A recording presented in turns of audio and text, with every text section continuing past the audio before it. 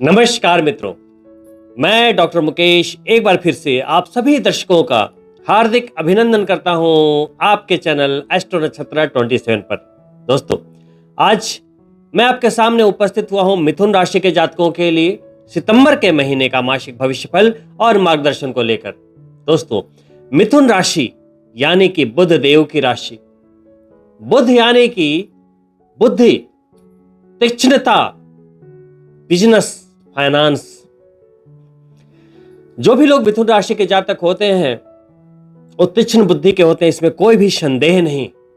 यदि वो जॉब में भी होते हैं तो उनका माइंडसेट ऐसे बिहेव करता है जैसे कि वो एक बिजनेसमैन हो। हमेशा माइंड में कैलकुलेशन का चलना बहुत ही सामान्य बात होती है और इसी जोड़ तोड़ को अपनाते हुए मिथुन राशि के जातक सामान्य व्यक्तियों से बहुत ही आगे निकल जाते हैं। कहते हैं ना कि जुगाड़ व्यक्ति को बहुत आगे ले जाता है। आप सभी मिथुन राशि के जातकों के लिए सितंबर का महीना बहुत ही खास होने वाला है। कारण क्या है? आपके राशि के स्वामी बुध के 2 गोचर इस महीने हैं और वो बहुत ही ज्यादा महत्वपूर्ण हैं। बुध देव जो आपके प्रथम भाव के स्वामी होते हैं और चतुर्थ भाव के भी स्वामी होते हैं, तो सुख के भाव के स्वामी और प्रथम भाव के स्वामी होते हुए अभी धन के भाव में सितंबर मंथ के प्रारंभ में गोचर कर रहे हैं। 4 सितंबर को वो तृतीय भाव में गोचर करेंगे, जहां ग्रहों के राजा सूर्य देव भी गोचर कर रहे हैं। बुध आदित्य योग बन जाएगा, इसका एक बड़ा लाभ मिलेगा। देखिए, बुध ऐसे ही बुद्धि हैं और सूर्य देव के साथ जब भी बुध की युति होती है तो उसे कहते हैं बुध आदित्य योग। बुद्धि तीक्ष्ण हो जाती है और ज्योतिष शास्त्र में से एक शुभ योगों के रूप में लिखा है। लाइफ की क्वालिटी को बढ़ा देता है। सूर्य क्या है? जीवन ऊर्जा। और जब वहां बुध जाते हैं तो आपके तो राशि के स्वामी भी होते हैं, आपकी जड़ हैं। तो जैसे कि एक अमृत का मिल जाना वैसे है। और भाव कौन सा है? मंथ के पहले 4 दिन धन के भाव में रहेंगे, धन के आवक को बढ़ाते रहेंगे, बैंक बैलेंस को बढ़ाते रहेंगे। वहीं 4 से लेकर 23 सितंबर तक थर्ड हाउस क्या है? मानसिकता का भाव। ज्योतिष शास्त्र में लिखा है पराक्रम का भाव। तो पराक्रम का मतलब क्या होता है? जब आप कोई डिसीजन लेते हो जीवन के लिए, बहुत ही महत्वपूर्ण होता है। आपका हर निर्णय आपके जीवन की एक कड़ी है। जैसे ही आप डिसीजन लेते जाते हैं, आप अपने एक सफल जीवन का निर्माण करते हैं। तो तीसरा भाव आपके सोच के अंकुरन का है, बीज का है। और वहां बुधादित्य योग का बनना यानी कि आपके आने वाले भविष्य के लिए एक सही निर्णय का लेने का समय। यानी कि सितंबर के महीने में आप कुछ इंपॉर्टेंट डिसीजन ले सकते हैं अपनी लाइफ के लिए। मान लो फॉर एग्जाम्पल कि एक विद्यार्थी है मिथुन राशि का, अब उसे यह डिसाइड करना है अपने करियर के बारे में कि जी मुझे मेडिकल फील्ड में जाना है, मुझे आईटी फील्ड में जाना है, मुझे अकाउंट के फील्ड में जाना है, फाइनेंस में जाना है, या अपने टैलेंट से कुछ करना है। तो जीवन में जैसे ही एक निर्णय लिया जाता है, पूरा का पूरा जीवन कहीं ना कहीं उसी रास्ते पे चलता हुआ दिखता है।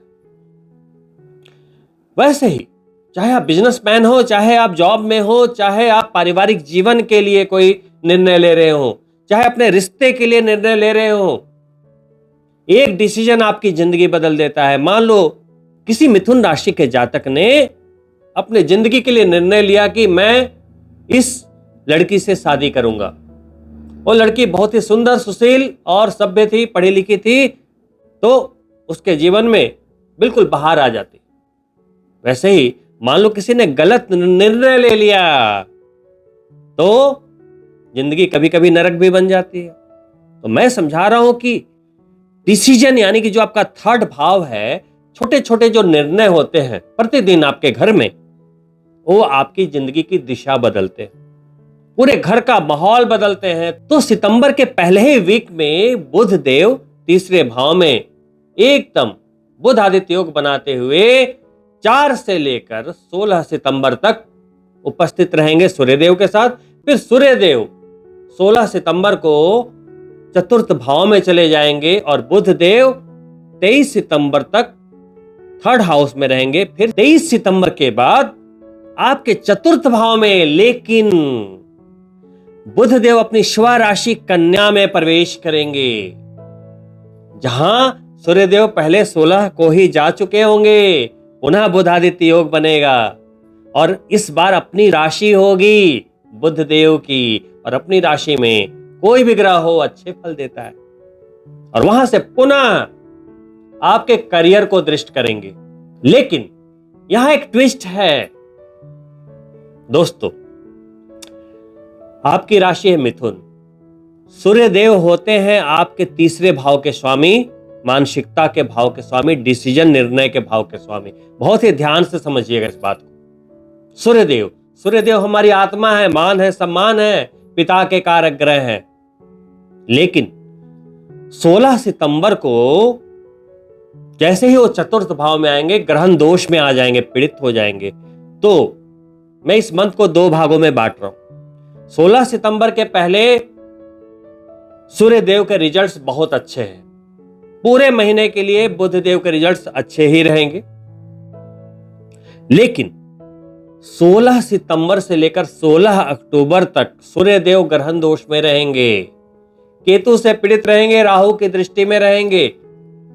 तो ऐसे में कोई भी निर्णय ले तो बहुत ही सोच समझ कर लें, अपने पिता के सेहत का ध्यान रखें, और जिनकी कुंडली में ग्रहण दोष है वो ज्यादा सतर्क रहें। जितनी जल्दी हो गायत्री मंत्र का जाप प्रारंभ कर दें। कुंडली में लगन पत्रिका के अनुसार सूर्यदेव शुभ स्थिति में है तो रूबी धारण कर लेना चाहिए। यदि सूर्यदेव आपकी जन्म पत्रिका में अशुभ है तो आप अपनी अनामिका में एक तांबे का छल्ला पहने, उसमें कोई ज्वाइंट नहीं होना चाहिए। जैसे ये तांबे का छल्ला है, इसमें आप देखेंगे कहीं भी ज्वाइंट नहीं है, उसे आप अनामिका फिंगर में धारण करें। ये तब धारण करना है जब सूर्य की स्थिति आपकी कुंडली में अशुभ हो, और दोनों ही शर्तों पे, सूर्य आपकी कुंडली में शुभ हो या अशुभ हो, सूर्य देव को प्रतिदिन जल अवश्य अर्पित करें। और जिनकी पत्रिका में ग्रहण दोष है, सूर्य केतु के साथ है या सूर्य राहु के साथ है, तो वो इमीडिएट अपनी पत्रिका एस्ट्रोलॉजर को दिखाएं और ग्रहण दोष की शांति करें। नहीं तो जब भी अगर आपकी पत्रिका में ग्रहण दोष है और गोचर में ग्रहण दोष हो गया तो वो कॉम्बिनेशन मैच करेगा और आपको कहीं ना कहीं समस्या होगी। समस्या क्या हो सकती है? देखो, सूर्यदेव हमारे हार्ट का प्रतिनिधित्व करते हैं, दिल। तो जो भी हार्ट के पेशेंट है उन्हें ज्यादा ध्यान रखने की आवश्यकता है। और किसी को वैसी प्रॉब्लम होने वाली है मान लो, या कहीं आपके ब्लड रिपोर्ट्स में या डॉक्टर्स ये निर्देश दे रहे हैं कि आपके हार्ट पे कुछ प्रॉब्लम है या प्रेशर है, तो उन्हें बहुत ही ज्यादा ध्यान रखनी चाहिए। क्योंकि एक तो सूर्यदेव पीड़ित है जो हमारे हार्ट के कारक है, और राशियां ऐसे चलती है मेष, वृषभ, मिथुन, कर्क, तो इस तरीके से नीचे जाती है। तो अगर आप देखेंगे तो सूर्य चतुर्थ भाव जब पीड़ित हो रहा है तो 1, 2, 3, 4 हार्ट का एरिया। वहीं राशि जो पीड़ित हो रही है वो कन्या हो रही है, तो पेट का भी ध्यान रखें। पेट से होने वाली कुछ जो बीमारियां होती हैं तो उससे बचने के लिए इस महीने खान पान का विशेष ध्यान रखें और अच्छे स्वास्थ्य के लिए सूर्यदेव की उपासना करते रहें। दोस्तों, जब 16 सितंबर से 16 अक्टूबर तक सूर्यदेव पीड़ित होंगे तो चतुर्थ भाव में पीड़ा हो रही है, तो प्रॉपर्टी से रिलेटेड कोई भी कार्य बहुत ही सावधानी से करना है, अन्यथा आप संकट में आ सकते हैं।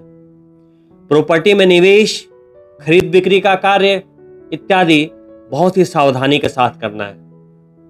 प्रॉपर्टी से रिलेटेड कोई भी केस मुकदमे इत्यादि अगर आपकी लाइफ में चल रहे थे तो ये महीना आपके लिए अनुकूल नहीं रहेगा। यहां आपको सावधानी रखनी है।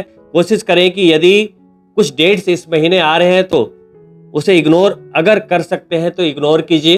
तो वहीं एक और सावधानी के रूप में आपके द्वादश भाव के स्वामी यानी 12वें भाव के स्वामी, नुकसान के भाव के स्वामी, विदेश के भाव के स्वामी और पंचमेश संतान, प्रेम और शिक्षा के स्वामी होते हुए शुक्रदेव अभी नीच राशि चतुर्थ में ही गोचर कर रहे हैं। भले ही उनका दिग्बली भाव है, शुक्रदेव चतुर्थ में घर, वाहन इत्यादि सुख समृद्धि देते हैं, लेकिन अभी स्थिति थोड़ी अलग है।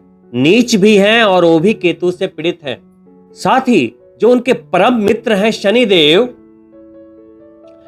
वो शुक्रदेव से षडाष्टक योग में है, 6-8 के अक्ष पे है, तो उसे एक अशुभ योगों में माना जाता है। तो यहां पर कहीं ना कहीं ज्योतिष शास्त्र में जब ऐसे योगायोग बनते हैं तो व्यक्ति को सावधान रहने की सलाह दी जाती है। ऐसा नहीं है कि मैं आपको इस वीडियो के जरिए कुछ डरा रहा हूं, क्या ऐसा है वैसा है। मैं जो वास्तविक स्थिति बन रही है उसका वर्णन कर रहा हूं। यदि आप सतर्क रहते हैं तो आपके साथ कुछ भी प्रॉब्लम नहीं होगी, समस्या नहीं होगी। यदि आप लापरवाही करते हैं तो आपके जीवन में समस्या आ सकती है। बस बात इतनी सी है। तो शुक्र देव की जो स्थिति ये बनी रहेगी, अशुभ स्थिति, वो बनी रहेगी 18 सितंबर तक। पहले 18 दिन मिथुन राशि के उन जातकों को भी सावधान रहना है जो प्रेम संबंध में है, क्योंकि प्रेम का कारक ग्रह है शुक्र, नीच का है, पंचम का भी स्वामी है, प्यार वाले भाव का स्वामी, केतु के साथ पीड़ित भी है, शनि के साथ षडाष्टक योग में भी है। तो स्थिति अच्छी नहीं है कुल मिलाकर। तो 18 सितंबर तक ये स्थिति अच्छी नहीं रहेगी और 18 सितंबर को शुक्रदेव पंचम भाव में, प्यार के भाव में प्रवेश करेंगे। उसके बाद स्थितियां अनुकूल हो जाएगी। उसके पहले क्या करें? देखिए, अभी तो मंगल भी आपके जन्म चंद्रमा पर गोचर कर रहे हैं। मंगल की दृष्टि जब चौथी जाएगी शुक्रदेव पर तो व्यक्ति अपने मन की करता है, दूसरों की सुनता नहीं। उसे लगेगा कि मैं बिल्कुल सही कर रहा हूं जो भी कर रहा हूं। प्रेम संबंधों में तो बिल्कुल कहते हैं ना कि एकदम सनकी हो जाना, किसी की नहीं सुनना। तो 18 सितंबर तक ऐसे ही डिसीजन वाले भाव के स्वामी का भी प्रॉब्लम है, सूर्यदेव का भी। तो कोई भी ऐसा डिसीजन अभी ना लें जिसके कारण आपकी जिंदगी में कोई भी समस्या हो।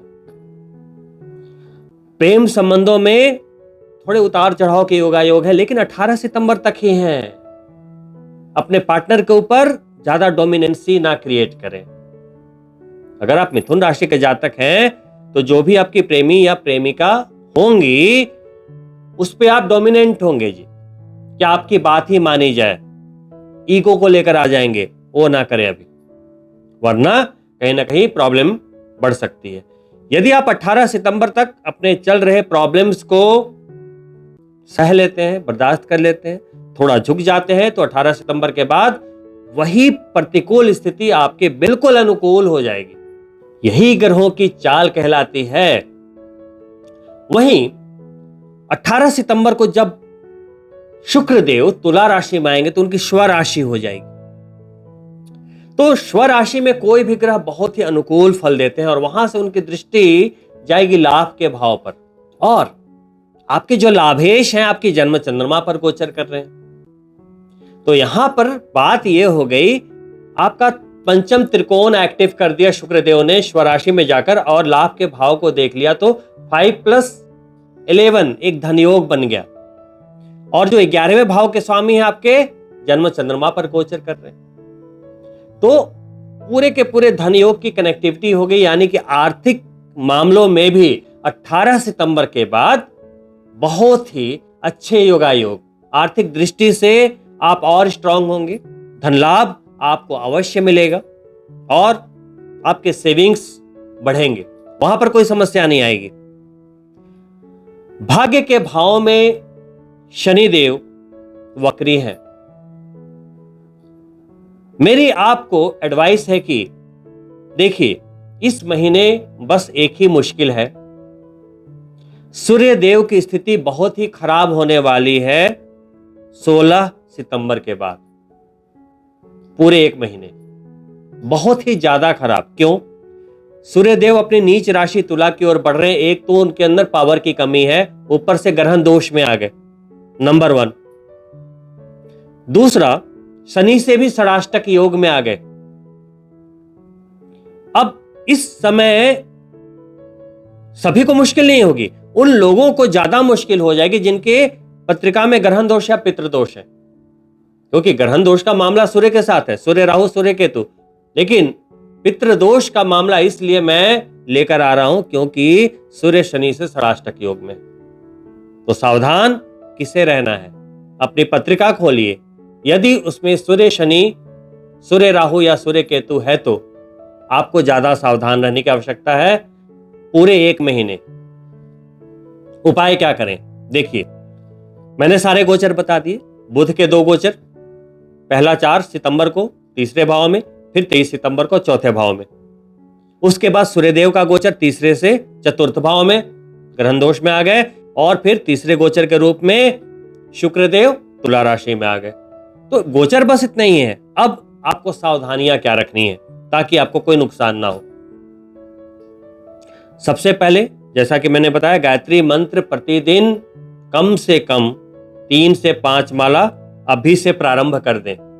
ये वेट ना करें कि 16 सितंबर में जब ग्रहण दोष होगा तो करेंगे, नहीं, अभी से प्रारंभ कर दें।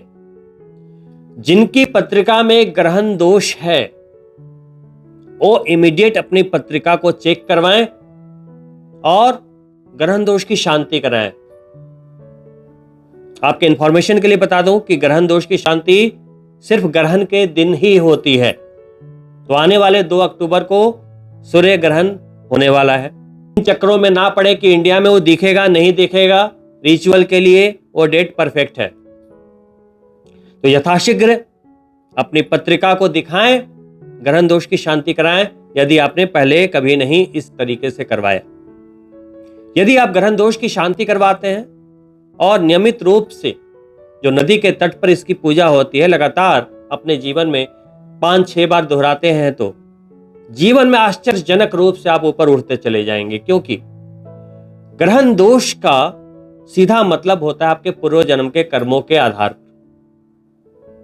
ग्रहण दोष आया तभी जब आपके कर्मों का भार इस जीवन पर ज्यादा है, कहीं ना कहीं स्ट्रगल के रूप में आपको चुकाना है। लेकिन इसका बिल्कुल यह मतलब नहीं कि आप जीवन में सफल नहीं होंगे, सफल होंगे। हमारे प्रधानमंत्री जी की कुंडली में ग्रहण दोष है तो क्या वो सफल नहीं है? सफल है, लेकिन आत्मिक पीड़ा, संघर्ष उनके लाइफ में भी रही। तो यही चीज ये ग्रहण दोष सिखाती है। जिनकी पत्रिका में ग्रहण दोष है उनके पिता को कष्ट होना 1000% तय है। या तो पिता का सुख नहीं मिलता या तो पिता के स्वास्थ्य में परेशानी रहती है। ये अगर मैं 1000 पत्रिका अगर मैंने देखी है तो 950 पत्रिका में ये मामले 100% है। एक आध अपवाद हर जगह मिल जाते हैं, वो अलग बात है, ग्रहों की सिचुएशन अलग हो सकती है। देखिए, सूर्य केतु का ग्रहण दोष है, अगर वो 4-5% लोग जो लकी हैं वो इसलिए लकी होंगे कि वहां पे सूर्य की स्थिति थोड़ी सी अच्छी होगी। यदि पत्रिका में सूर्य कमजोर है, वहां राहु या केतु की डोमिनेंसी है, ग्रहण दोष बना हुआ है, तो ये बात कहीं ना कहीं आपके खिलाफ जाती। क्या करें? अगर कोई कर्म हुआ है जाने अनजाने में, हमें याद हो ना हो, प्रभु की शरण में जाएं, ग्रेटिट्यूड, बारंबार क्षमा मांगे। ये अहंकार नहीं रखना है कि हमने किया क्या है जो क्षमा मांगो, नहीं। कुंडली में ग्रहण दोष है यानी कि किसी कारण से है, क्षमा मांगिए। जिस दिन आप झुक कर क्षमा मांगेंगे स्थिति बदलने लगेगी। और ये जो पूजा पाठ रिचुअल की बात मैं कर रहा हूं, ये सिर्फ अपनी क्षमा प्रार्थना को प्रभु के चरणों तक पहुंचाने का एक जरिया मात्र है। तो सूर्य ग्रहण दोष का उन्मूलन करें और गायत्री मंत्र का सहारा लें। पत्रिका में सूर्य शुभ है तो रूबी का सहारा लें, कोई संकट बिल्कुल नहीं आएगा। वहीं शुक्रदेव यदि आपकी कुंडली में नीच के हैं या वहां भी पीड़ित है। तो गोचर में जब ये पूरे 18 सितंबर तक नीच के रहेंगे तो चूंकि केतु के साथ भी हैं तो यहां भी शुक्र के लिहाज से वही चीजें आपके लिए अप्लीकेबल है। पंचम भाव यानी प्यार का भाव है तो प्यार का कारक ग्रह है, तो यहां पर शुक्र के नीच होने के कारण और उनके षडाष्टक योग में होने के कारण, केतु से पीड़ित होने के कारण सबसे ज्यादा जो सावधानी रखनी है वो प्रेम संबंधों में रखनी। शुक्रवार के दिन हो सके तो दूध से स्नान करें। 1 लीटर दूध ले लें, उससे पहले स्नान करें, फिर आप सावर ले लें। पहला काम। दूधो नहाओ पुतो फलो, ऐसा आशीर्वाद पहले के बूढ़े बुजुर्ग देते थे। जब किसी राजा का राज्याभिषेक होता था तो उन्हें दूध से नहलाया जाता था, तो ये बहुत ही सौभाग्य की निशानी है। और भी बेहतर करना चाहते हैं तो उस दूध में चुटकी भर हल्दी मिला दें। आपके सुख सौभाग्य में वृद्धि ना हो तो ऐसा हो ही नहीं सकता। शुक्रवार के 16 व्रत कर सकते हैं यदि आपने कभी नहीं किया है तो। सफेद वस्त्र ज्यादा धारण करें, चांदी के कुछ न कुछ चेन, इस तरह के ब्रेसलेट्स वगैरह पहने, इससे आपके शुक्र अच्छे होते हैं। थंब में, अंगूठे में एक चांदी का छल्ला अवश्य पहनना चाहिए, राइट हैंड में अवश्य पहनना चाहिए। किसी भी राशि के हो, कोई भी ग्रह कैसा भी हो, इस चांदी के छल्ले को हर किसी को अवश्य पहनना चाहिए। बहुत ही सस्ता लेकिन बहुत ही प्रभावशाली उपाय है शुक्र के लिए। तो शुक्र को ठीक कर रहे हो, इसका मतलब क्या है? पैसे को बढ़ा रहे हो आप, वैभव को, समृद्धि को बढ़ा रहे हो, लक्ष्मी को बढ़ा रहे हो। शुक्र को और भी बेहतर बनाने के लिए आपको परफ्यूम का इस्तेमाल प्रतिदिन करना चाहिए, कॉस्मेटिक्स का यूज करना चाहिए, हमेशा बन संवर के रहना चाहिए। जैसे तैसे रहने से भी शुक्र खराब होते हैं। हो सके तो व्हाइट बेडशीट यूज करें सोने के लिए, साफ सुथरी व्हाइट बेडशीट। प्रतिदिन हो सके तो अपने बेडशीट को अवश्य चेंज करें। शुक्र देव के ये उपाय हैं। इसके अलावा स्त्रियों का सम्मान करें। घर में माता हैं, बहनें हैं, पत्नी है, सम्मान करें, कभी भी उनका अपमान ना करें, कभी भी एब्यूजिंग लैंग्वेज या आक्रोश में उनके साथ व्यवहार ना करें, बात ना करें। इससे आपका शुक्र इमीडिएट डैमेज होता है। कोई भी स्त्री हो, चाहे घर की या बाहर की, उनका सम्मान करें। किसी की भी बॉडी शेमिंग ना करें कि अरे वो पतला है, ये मोटा है। अपनी भी ना करें कि मैं खराब दिखता हूं या मैं मोटा दिख रहा हूं, मैं पतला दिख रहा हूं। ये सब ना करें, इससे शुक्र आपके खराब होते हैं। जैसे ही शुक्र आपके अच्छे होते जाएंगे, चेहरे की कांति बढ़ती चली जाएगी, चेहरे पर तेज बढ़ेगा, पैसे का प्रवाह बढ़ेगा। आपने देखा होगा जिसके शुक्र खराब होते हैं, चेहरे की कांति चली जाती है, सौंदर्य चला जाता है। अधिकतर आप वैसे लोगों को देखेंगे जो जैसे तैसे रहते हैं, ना कपड़े पर ध्यान देते हैं, ना अपनी ग्रूमिंग पे ध्यान देते हैं। तो यदि आपके शुक्र खराब हुए तो वैवाहिक जीवन में भी परेशानी होगी, लव लाइफ में भी परेशानी होगी, सेक्सुअल लाइफ में भी परेशानी होगी। यह बिल्कुल फैक्ट बात है। तो शुक्र को ठीक करने पर आपका पूर्ण रूप से ध्यान होना चाहिए। दोस्तों, वही ग्रहण दोष बन रहा है इस महीने, तो 1 महीने के लिए कम से कम 5, 11 या 18 माला राहु या केतु के मंत्रों का भी यदि आप जाप कर लेते हैं तो आपके लिए अति शुभ रहेगा। सितंबर के महीने में कार्य क्षेत्र मजबूत रहने वाला है, आर्थिक स्थिति मजबूत रहने वाली है। कार्य क्षेत्र में परिश्रम करते रहें, शनिदेव फल देते हुए चले जाएंगे। आर्थिक रूप से आप हमेशा सितंबर के महीने में अपने आप को लकी समझेंगे। तो दोस्तों, इन उपायों के साथ सितंबर के महीने में संयम पूर्वक आगे बढ़े, ज्यादा डरे नहीं, क्योंकि सूर्य और शुक्र के अशुभ स्थितियों को छोड़ दिया जाए तो मंगल देव जो आपके लाभेश हैं, आपके जन्म चंद्रमा पर गोचर कर रहे हैं, तो हर तरह के लाभ को बनाकर रखेंगे। देवगुरु बृहस्पति आपके द्वादश भाव में है, तो हर तरह से नुकसान से उन्होंने आपको बचाया हुआ है। शनिदेव अभी भाग्य के भाव में वक्री हैं, तो भाग्य प्रबल है।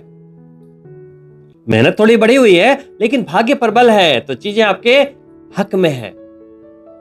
बस इस तरह के जो वीडियोज होते हैं आपको बस ये सावधान करते हैं कि गोचर में जो स्थितियां खराब होने वाली है वहां पर अपने आप को किस तरह से बचते बचाते निकाल लें।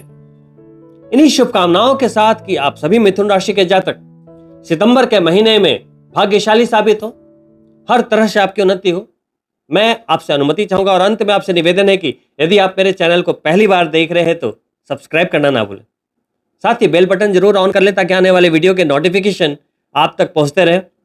साथ ही वीडियो पसंद आया हो तो लाइक करें और अपने मित्रों के लिए शेयर भी अवश्य करें।